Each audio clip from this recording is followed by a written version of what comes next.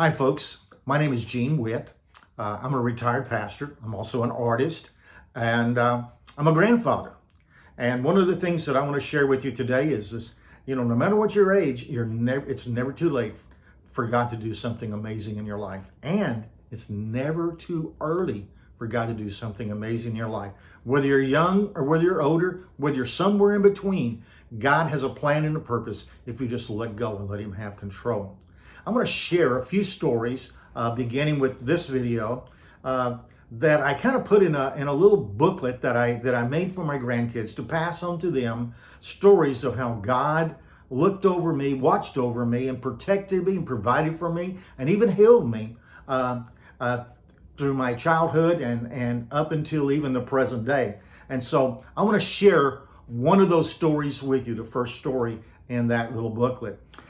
It has to deal with a time when I was 5 years old. At age 5 years old, we lived in a small town in South Texas.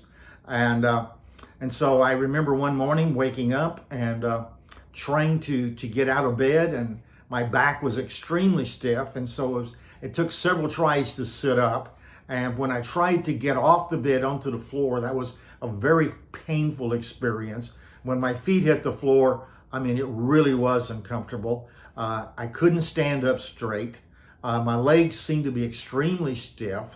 And so I just started waddling down the hall. I could hear voices coming from the living room. I could hear my mother talking, aunt and uncle in there. They were visiting.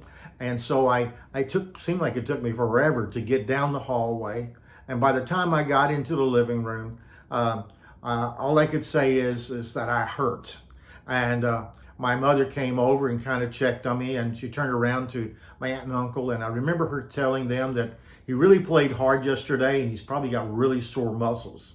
The next thing that I remember, now this is a long time ago, I'm in my 70s now, but I do remember this as if it was yesterday. Uncle comes over and he looks at me and he says, this is too much. This is not just normal muscle pain. We need to call the doctor. So my mother got on the phone, called the doctor. Doctor's office was only a few blocks away in the town that we lived in. And she called him up and she explained the symptoms that I had. And my uncle grabbed me, took me underneath his arm, carried me out to the car, our car, and then laid me in the back seat. And then we took off towards the doctor's office. And when we got there, there was only the doctor and his nurse. We found out later that the doctor suspected that something that I had a certain thing. In fact, it turned out to be polio. I'll tell you that right now. And so he sent all the patients home. He sent the staff home with the exception of him and his nurse. And they brought me in. He checked me out, checked me over for a little while. And then all of a sudden, I'm in the backseat of the car heading towards another hospital just down the road. And I'm there for a while, and they want to do a spinal tap, and I'm fighting it tremendously. I do not want this spinal tap. And I remember my mother trying to convince me, and I honestly don't remember if I got the spinal tap or not. But the next thing I remember after all of that was I'm headed to another hospital, which is in San Antonio, Texas. And there I do remember the spinal tap because it was extremely painful. And after that, I was put on a gurney and I was headed. I remember going towards these double doors and the nurse telling my mother that she could not go any further than this. And so the nurse takes me through the double doors down the hallway, and at some point in time I'm placed in a room. I find out later on it's isolation, and I'm in there for 3 days, and there's one other individual in there. He's either a teenager or he's in his early 20s. He's definitely much older than me, and I remember being extremely emotional. I seemed like I cried the whole first day. And he did everything he could to console me, and he'd tell me jokes and stuff like that. And so, after 3 days, I was taken out of isolation, and I was moved down to a ward. And I'm gonna back up just a little bit. The young man that was with me, I found out years later. My parents didn't want to tell me, but shortly after isolation, he died. He basically did not survive. But I went on down and I'm put into a room. Back in the 50s, they used wards, which basically meant there was probably a row of beds on one side of the room, another row of beds on the other side. and there'd be a nurse that would come in and check on us, and be a whole bunch of boys about my age, and some of them much older than me. And we were in there, and day after day, they would check our blood. They wouldn't let us sit up or anything. I had some tennis shoes on that basically had something that tied the tennis shoes together to keep my legs straight. And so I actually had to be turned over ever so often because I could not do that on my own. And I remember it being a very tough experience. In fact, my whole time in the hospital was probably about 3 months. And during that time, I learned from watching some of the other kids that when the nurses would come in with a brace or a set of braces, that when they put them on, it meant that within days, maybe a little bit longer, but would be maybe a week or two, they're out of the hospital. And so that was a marker to me that when you get those braces, you're getting ready to go home, be with your mom and dad. And I really looked forward to that. Well, anyway, one day, nurse comes in and she's got a brace from her left leg, which is my polio had attacked my left leg. And so she brought that in and she started putting it on me. And I remember a doctor coming in, and he comes up to her and he pulls her off to the side, and they're talking for a minute.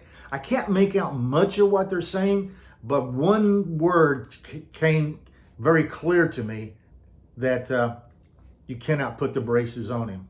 And so, one phrase actually. And so the nurse comes over, she apologizes, and the brace was already on my leg, and there just needed to be a few things done to kind of fit it just right for me. And she said, I've got to take these off. Well, man, that I just got really emotional over that, because I thought I was going home, and all of a sudden she's telling me it's not going to happen.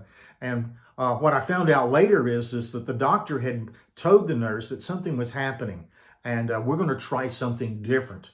And so the nurse took the braces off, and what had happened was they were seeing that my leg wasn't as bad as they thought it was, or maybe it was actually improving some. There was something happening that was certainly getting their attention, and they wanted to try rehab rather than send me home with braces.